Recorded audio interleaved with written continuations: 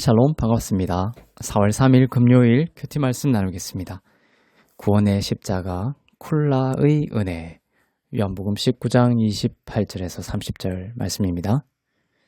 그 후에 예수께서 모든 일이 이미 이루어진 줄 아시고 성경을 응하게 하려 하사 이르시되 내가 목마르다 하시니 거기 신 포도주가 가득히 담긴 그릇이 있는지라 사람들이 신 포도주를 적신 해면을 웃을 초에 매어 예수의 입에 대니 예수께서 신 포도주를 받으신 후에 이르시되 다 이루었다 하시고 머리를 숙이니 영원히 떠나가시니라. 아멘. 예수님이 십자가에 달리신 후 마지막 말씀을 하시고 그 영원히 떠나가시는 장면을 오늘 묵상하고 있습니다. 나무에 달린 자마다 저주 아래에 있는 자라는 구약의 예언을 따라 예수님은 십자가에 달리시고 죽음이라는 저주를 받고 계십니다.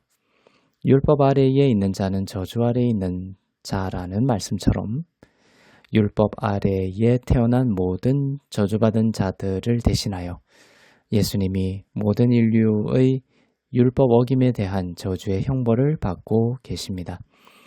지극히 크신 예수님의 사랑의 모습을 우리는 볼 수 있죠. 죄의 근본은 하나님과의 분리입니다.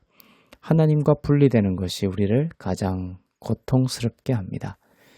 죄악 가운데 빠져 있는 자들은 뜨거운 물속의 개구리처럼 하나님과의 분리를 크게 받아들이지 못하고 그 가운데 살다가 영원한 사망으로 들어가지만 성령 받은 하나님의 사람들은 삶 속에서 하나님과의 분리를 느낄 때 그 영혼이 거룩한 고통을 감지합니다.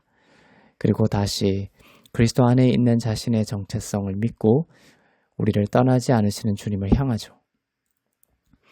예수님은 모든 시간, 모든 순간 하나님 아버지와의 그 연합을 가장 큰 기쁨과 영광으로 하셨고 아버지와 함께 하시는 것을 한 번도 놓친 적이 없으셨습니다.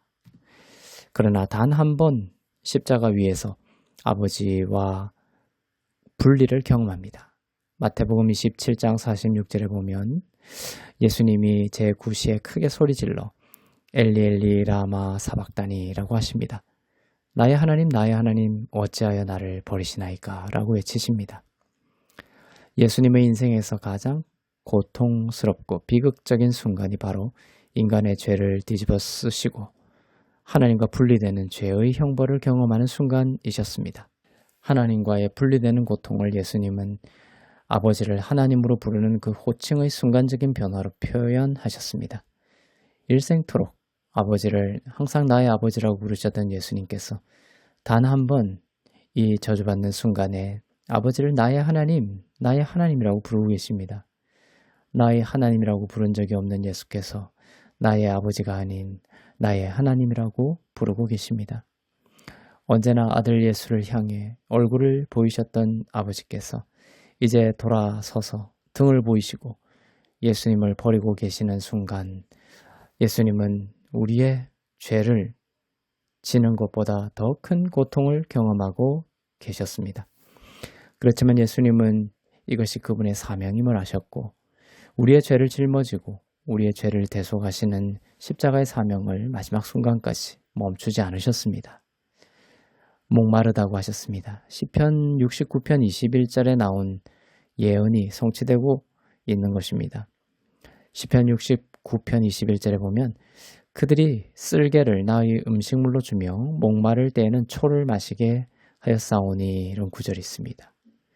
예수님은 이 구약의 예언이 그대로 성취되는 것을 경험하고 계시죠.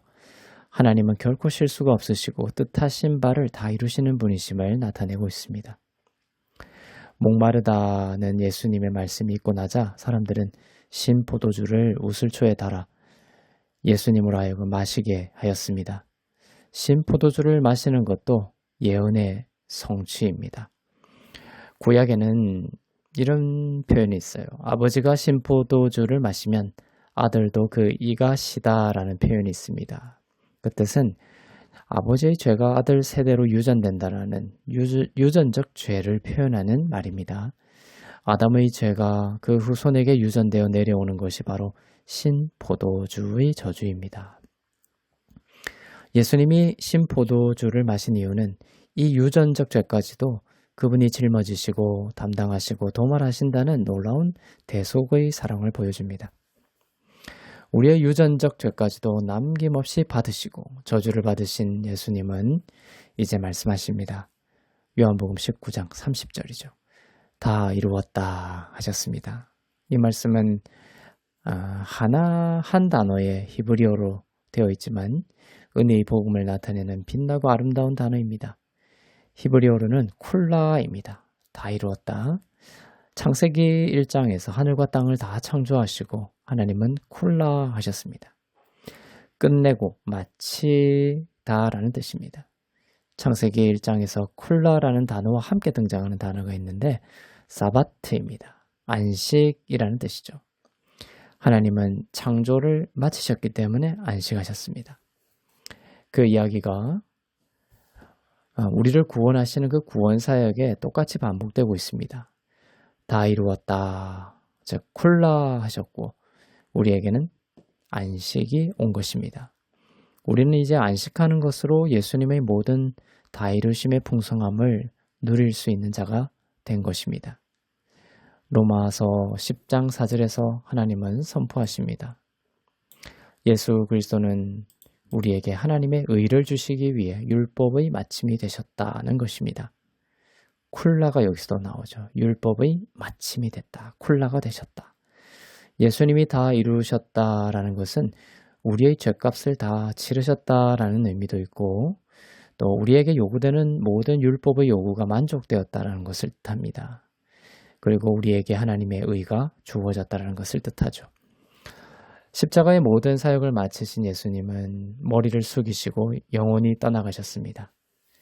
원문으로 보면 어떤 누군가가 예수님의 생명을 빼앗은 것으로 보기보다는 예수님 스스로 그 영혼을 내려놓으셨다라는 의미입니다. 사실 인간 중에 어떤 인간이 예수님의 생명을 죽일 수가 있을까요? 없죠. 예수님은 우리를 위해 피를 흘리는 십자가의 사명을 끝내시고 스스로 그 영혼을 내려놓으신 것입니다. 위대하신 하나님이십니다. 그 생명을 아무도 빼앗아 갈 수 없는 것임을 아시면서도 인간들의 그 모든 수치와 조롱과 채찍과 못박음을 감당하셨다라는 그분의 겸손과 우리를 향한 사랑의 인내를 봅니다. 주님은 우리의 죄와 의의 문제를 다 이루셨습니다. 우리는 믿고 안식하는 것으로 하늘의 생명을 받고 누리고 행사할 수 있게 되었습니다. 사탄은 예수님의 다 이루심을 우리가 믿지 못하게 만듭니다. 우리 스스로의 힘과 노력으로 더 해야 한다고 종용하고 속이는 것이 사탄입니다. 콜라를 믿지 못하면 우리의 어깨에는 엄청난 수고하고 무거운 짐이 집어지고 우리는 서서히 시들어가고 죽어갑니다. 그러나 콜라, 즉 예수님의 다 이루심을 진실로 믿게 되면 우리는 내가 너희를 쉬게 하리라는 예수님의 주도적인 삶 속에서 더욱 아름다운 삶을 살 수 있게 됩니다. 내 영혼이 괴로울 때 주님의 콜라를 소리내 보세요. 예수님이 다 이루셨습니다. 그렇게 고백해 보세요. 주님의 콜라를 믿을 때 우리의 영혼은 나의 하나님 어찌하여 나를 버리시나이까가 아니라 나의 아버지 어찌하여 나를 이토록 복주시나이까 라는 신약의 승리 가운데 살아가게 될 것입니다. 우리를 위해 십자가를 마치신 예수 그리스도의 놀라운 사랑을 깊이 묵상하는 성금요일이 되시기를 주의 이름으로 축복합니다. 기도하겠습니다. 사랑의 하나님 아버지, 십자가를 참으시고 십자가 위에서 우리의 그 모든 죄를 짊어지신 주님의 십자가의 사랑을 감사 찬송하며 깊이 묵상합니다. 마치심으로 주신 하늘의 안식에 우리가 들어가게 하시고 수고하고 무거운 모든 짐을 승리하신 예수님 안에 내려놓는 진정한 승리의 삶을 걷게 하여 주옵소서. 감사드리며 길이요 진리요 생명 되시는 주 예수 그리스도의 이름으로 기도합니다. 아멘.